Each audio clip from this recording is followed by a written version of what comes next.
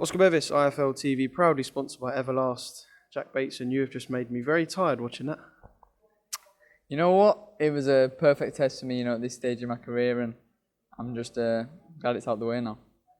Good win, obviously, on paper. Let's sort of try and break it down. We'll do it bit by bit because I'd say the first 3/4, I think everyone was sort of looking around and going, yeah, Jack's got this in control.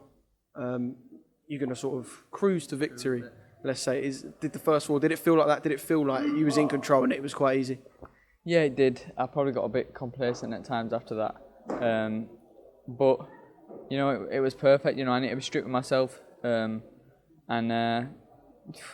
I'm happy with the performances. Things I can do a lot better that I do in the gym. But it was my first big test and one that I thought I won quite well.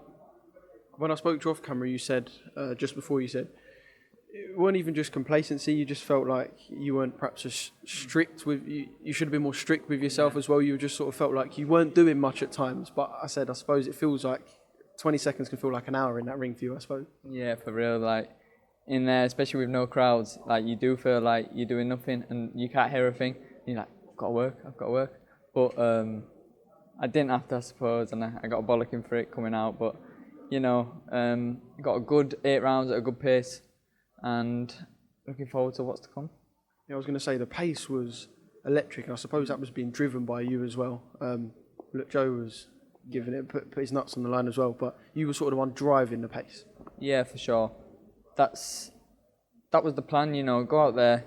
That's the first fight I fought, starting as a southpaw. I know Joe has fought a couple of southpaws and struggled, so I thought, you know what, I'll go out and do that. And I was happy with how it went. A couple of little things I did wrong here and there, but it's boxing and I'll learn and I'll be even better next time. I did think you'd switch a couple of times in the fight, and when you sort of started as a southpaw, I went, yeah, I kind of expected that after what happened with Case and Tyrone, but I suppose you didn't. Was you thinking in your head, I don't need to switch because, like I said earlier on, it was just working. So, yeah. And you as a southpaw, it's dangerous, isn't it? It's dangerous. Yeah. You just look hard to beat.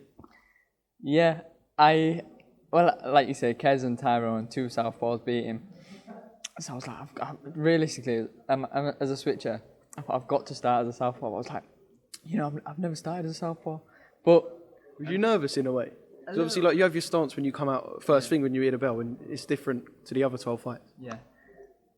Yeah, I was, but I thought, I've got to do it, and so another box ticked, and I was watching likes of Terence Crawford, the switch hitters and stuff, and I'm learning all the time, man. I was say you weren't watching anyone good then, just Terence Crawford. Yeah, names. I suppose we can talk names now. Like, you probably couldn't talk names at 12-0. You wait for that original test, which was Joe, and now, do you feel like you're in a place to talk names before I throw some at you? Yeah, for sure.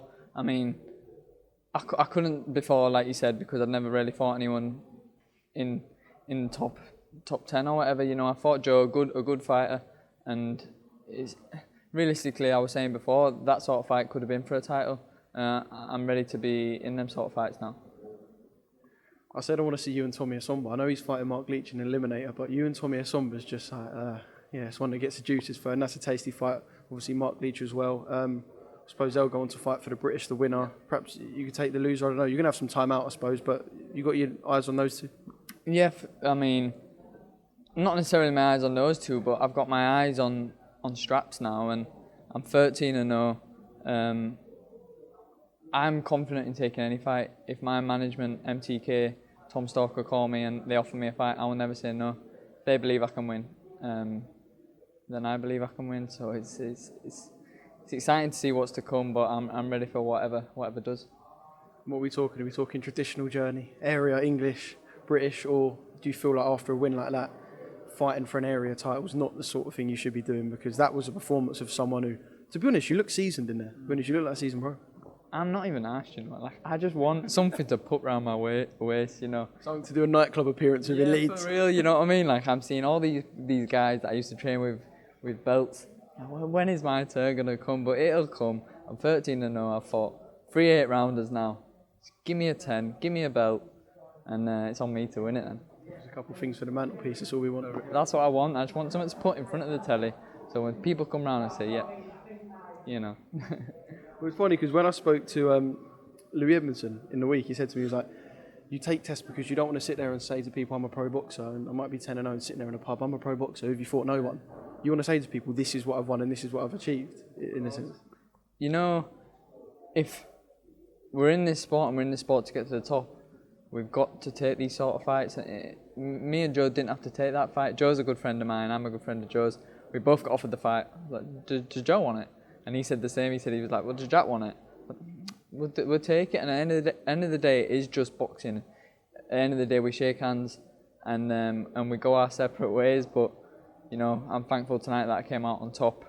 And yes, good times are coming. Good. And when them Leeds crowds are back, there is going to be some big nights to come. Well, I said to you, at a show like this, you can get talking to everyone who turns up, like Joe Laws, Lee McGregor, they've all turned out, we're having a chat, and you can sort of miss fights. Everyone was glued to that fight. Yeah. Like, people were watching it with intrigue, so when you watch it back, you're probably going to think, yeah, I'm the nuts, because it looked fucking good. But yeah, like, it was entertaining as well.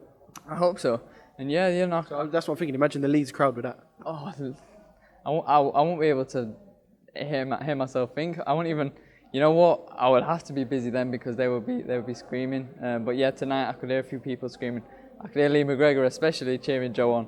I was like, fucking hell, Lee, shut up. You know what I mean? But it is what it is, and I'm just glad I got the job done. Little statement made, but I'll just get better and better now.